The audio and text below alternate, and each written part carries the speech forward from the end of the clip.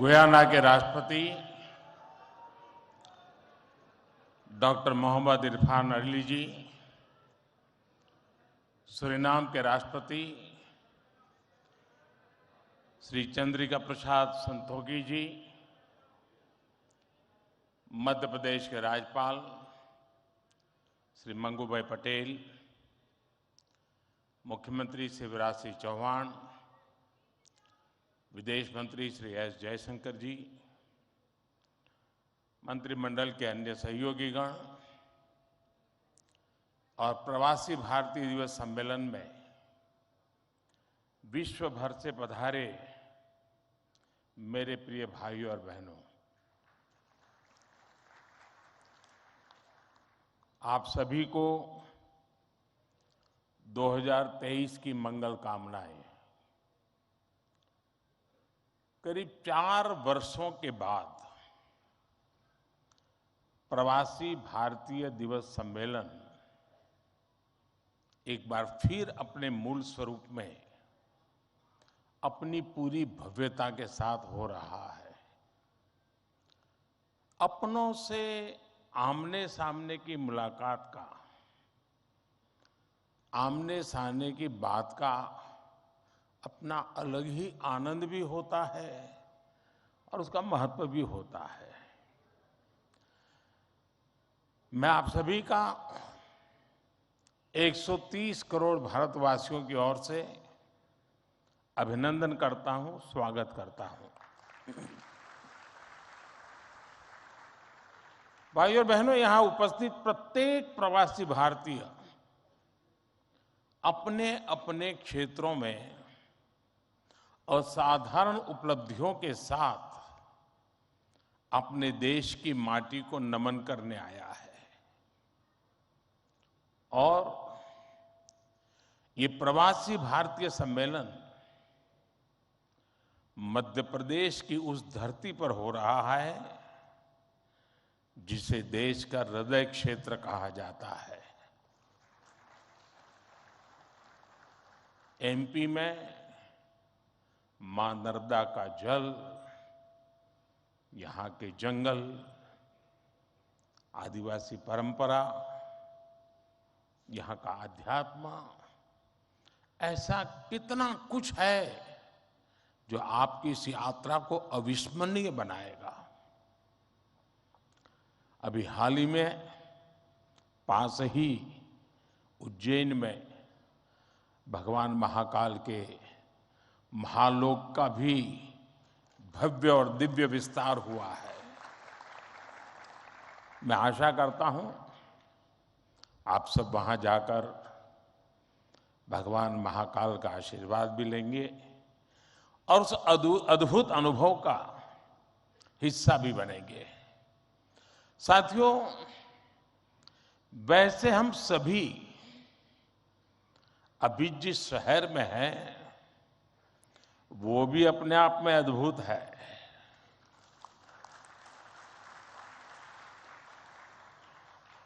लोग कहते हैं कि इंदौर एक शहर है,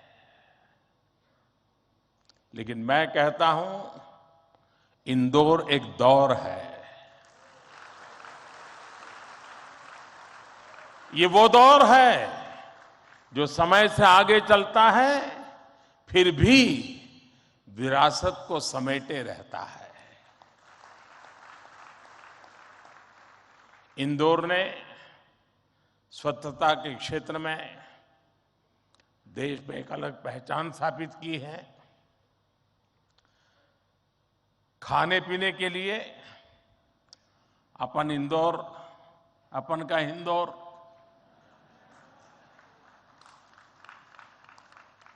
तो अपन का इंदौर देश ही नहीं पूरी दुनिया में लाजवाब है।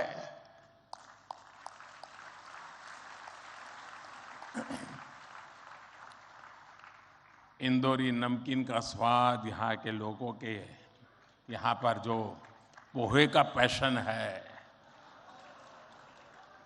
साबूदाने की खिचड़ी, कचौरी, समोसे, शिकंजी, जिसने भी इसे देखा उसके मुंह का पानी नहीं रुका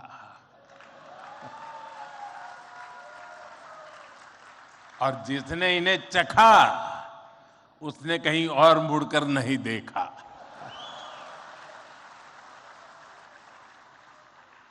इसी तरह 56 दुकान तो प्रसिद्ध है ही, सराफा भी महत्वपूर्ण है।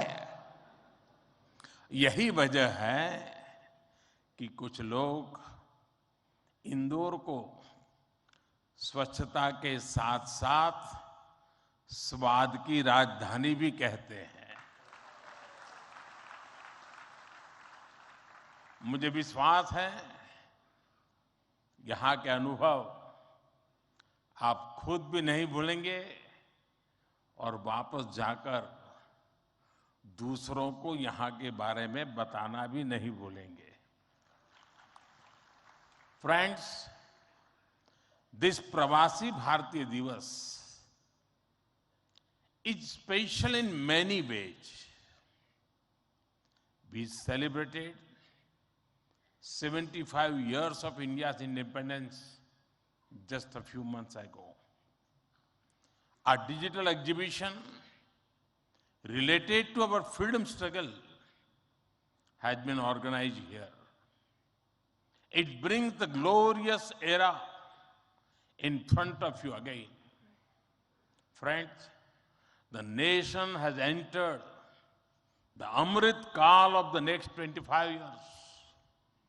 Our Pravasi Bhartiyas have significant place in this journey. India's unique global vision and its important role in the global order will be strengthened by you people. साथियों, हमारे यहां कहा जाता है स्वदेशो भुवनत्रयम्, अर्थात हमारे लिए पूरा संसार ही हमारा स्वदेश है। मनुष्य मात्र ही हमारा बंधु बांधव है। इसी वैचारिक बुनियाद पर हमारे पूर्वजों ने भारत के सांस्कृतिक विस्तार को आकार दिया था। हम दुनिया के अलग अलग कोनों में गए, हमने सभ्यताओं के समागम की अनंत संभावनाओं को समझा। हमने सदियों पहले वैश्विक व्यापार की असाधारण परंपरा शुरू की थी। हम असीम लगने वाले समंदरों के पार गए, अलग अलग देशों, अलग अलग सभ्यताओं के बीच व्यावसायिक संबंध कैसे साझी समृद्धि के रास्ते खोल सकती हैं, भारत ने और भारतीयों ने करके दिखाया। आज अपने करोड़ों प्रवासी भारतीयों को जब हम ग्लोबल मैप पर देखते हैं तो कई तस्वीरें एक साथ उभरती हैं। दुनिया के इतने अलग अलग देशों में जब भारत के लोग एक कॉमन फैक्टर की तरह दिखते हैं तो वसुधैव कुटुंबकम की भावना उसके साक्षात दर्शन होते हैं। दुनिया के किसी एक देश में जब भारत के अलग अलग प्रांतों, अलग अलग क्षेत्रों के लोग मिलते हैं तो एक भारत श्रेष्ठ भारत का सुखद एहसास भी होता है। दुनिया के अलग अलग देशों में जब सबसे शांतिप्रिय, लोकतांत्रिक और अनुशासित नागरिकों की चर्चा होती है तो मदर ऑफ डेमोक्रेसी होने का भारतीय गौरव अनेक गुना बढ़ जाता है। और जब हमारे इन प्रवासी भारतीयों के योगदान का विश्व आकलन करता है तो उसे सशक्त और समर्थ भारत, इसकी आवाज सुनाई देती है। इसलिए ही तो मैं आप सभी को, सभी प्रवासी भारतीयों को विदेशी धरती पर भारत का राष्ट्रदूत, ब्रांड एम्बेसडर कहता हूं। सरकारी व्यवस्था में राजदूत होते हैं, भारत की महान विरासत में आप राष्ट्रदूत होते हैं।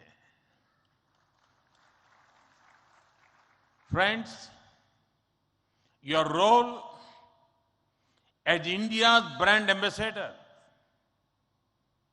is diverse. You are brand ambassadors of Make in India. You are brand ambassadors of yoga and Ayurveda. You are also brand ambassadors of India's cottage industries and handicrafts. At the same time, you are also brand ambassadors of India's millets. You would already know that 2023 has been declared by the United Nations as the International Year of Millets. I appeal to you to take some millets products with you while returning. You also have another important role to play in these rapidly changing times. You are the people who will address the world's desire to know more about India. Today, the whole world is waiting and watching India keenly with great interest and curiosity. It is important to understand why I'm saying this. साथियों, पिछले कुछ वर्षों में भारत ने विकास की जो गति प्राप्त की है, जो उपलब्धियां हासिल की हैं, वो असाधारण है, अभूतपूर्व है। जब भारत कोविड महामारी के बीच कुछ महीनों में ही स्वदेशी वैक्सीन बना लेता है, जब भारत अपने नागरिकों को 220 करोड़ से ज्यादा वैक्सीन डोज मुफ्त लगाने का रिकॉर्ड बनाता है, जब वैश्विक अस्थिरता के बीच भी भारत विश्व की उभरती अर्थव्यवस्था बनता है, जब भारत विश्व की बड़ी इकोनॉमी से कॉम्पीट करता है, टॉप 5 इकोनॉमी में शामिल होता है, जब भारत दुनिया का तीसरा सबसे बड़ा स्टार्टअप इकोसिस्टम बनता है, जब मोबाइल मैन्युफैक्चरिंग जैसे क्षेत्रों में, इलेक्ट्रॉनिक मैन्युफैक्चरिंग के क्षेत्र में मेक इन इंडिया का डंका बजता है, जब भारत अपने दम पर Tejas fighter plane, aircraft carrier, INS Vikrant और अरिहंत जैसी न्यूक्लियर सबमरीन बनाता है, तो स्वाभाविक है दुनिया और दुनिया के लोगों में क्यूरियोसिटी होती है कि भारत क्या कर रहा है, कैसे कर रहा है। लोग जानना चाहते हैं कि भारत की स्पीड क्या है, स्केल क्या है, भारत का फ्यूचर क्या है। इसी तरह जब कैशलेस इकोनॉमी की बात होती है, फिनटेक की चर्चा होती है, तो दुनिया ये देखकर हैरात में है कि विश्व के 40% real time digital transaction Bharat में होते हैं। जब स्पेस के फ्यूचर की बात होती है, तो भारत की चर्चा स्पेस टेक्नोलॉजी के मोस्ट एडवांस देशों में होती है। भारत एक बार में 100 सैटेलाइट लॉन्च करने का रिकॉर्ड बना रहा है। सॉफ्टवेयर और डिजिटल टेक्नोलॉजी के क्षेत्र में हमारी ताकत दुनिया देख रही है। आप में से बहुत से लोग भी इसका बहुत बड़ा जरिया है। भारत का ये बढ़ता हुआ सामर्थ्य, भारत का ये दमखम, भारत की जड़ों से जुड़े हर व्यक्ति का सीना चौड़ा कर देता है। वैश्विक मंच पर आज भारत की आवाज, भारत का संदेश, भारत की कही बात एक अलग ही मायने रखती है। भारत की ये बढ़ती है ताकत आने वाले दिनों में और ज्यादा बढ़ने वाली है और इसलिए भारत के प्रति जिज्ञासा, भारत के प्रति क्यूरियोसिटी भी और बढ़ेगी और इसलिए विदेश में रहने वाले भारतीय मूल के लोगों की, प्रवासी भारतीयों की जिम्मेदारी भी बहुत बढ़ जाती है। आपके पास आज भारत के बारे में जितनी व्यापक जानकारी होगी, उतना ही आप दूसरों को भारत के बढ़ते सामर्थ्य के बारे में बता पाएंगे और तथ्यों के आधार पर बता पाएंगे। मेरा आग्रह है कि आपके पास कल्चरल और स्पिरिचुअल जानकारी के साथ साथ भारत की प्रगति की अपडेटेड इंफॉर्मेशन होनी चाहिए।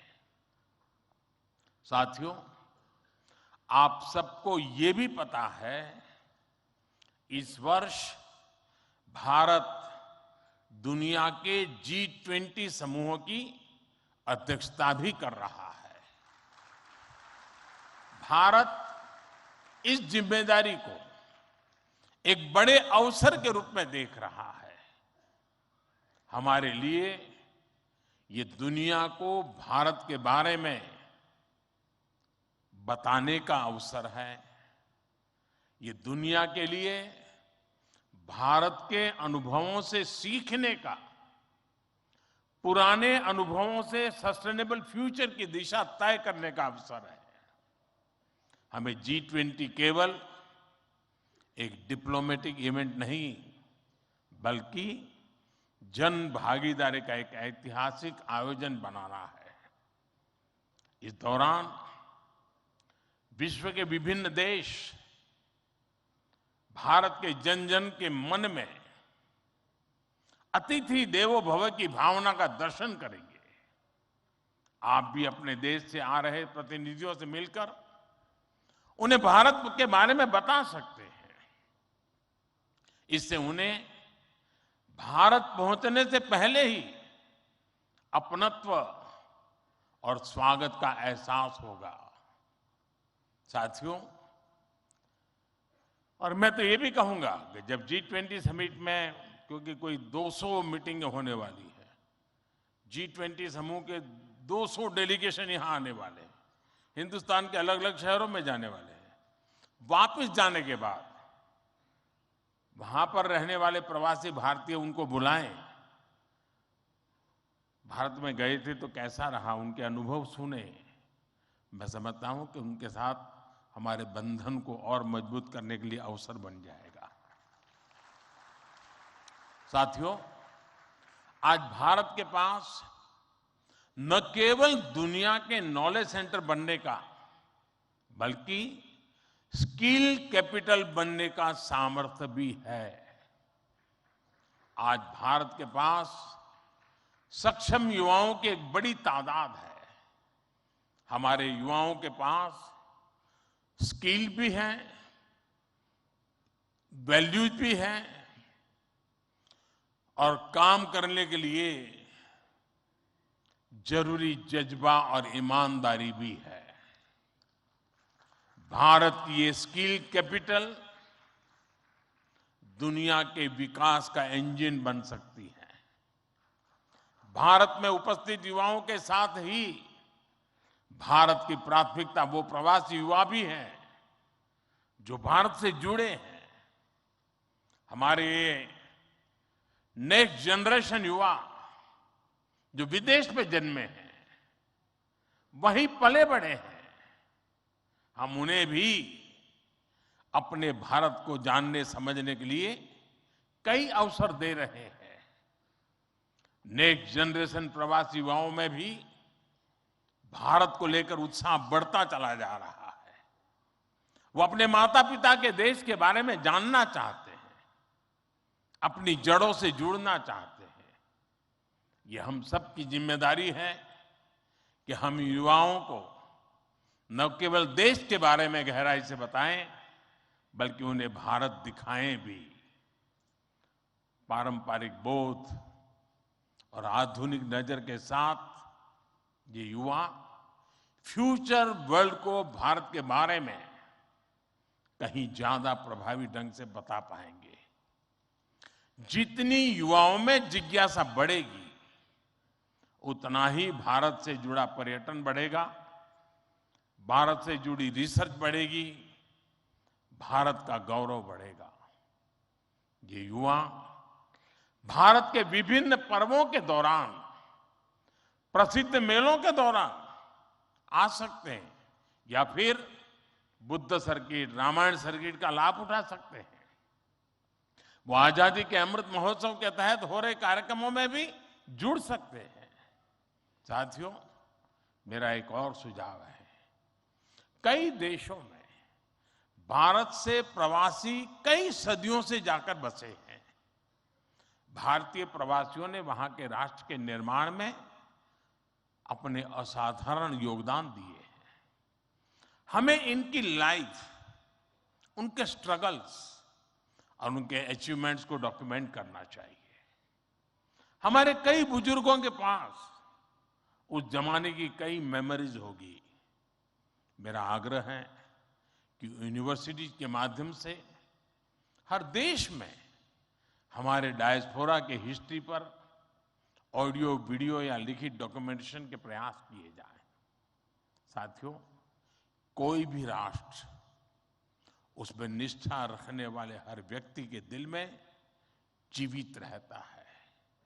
यहां भारत से कोई व्यक्ति जब विदेश जाता है और उसे वहां एक भी भारतीय मूल का व्यक्तित्व या व्यक्ति मिल जाता है, तो उसे लगता है कि उसे पूरा भारत मिल गया।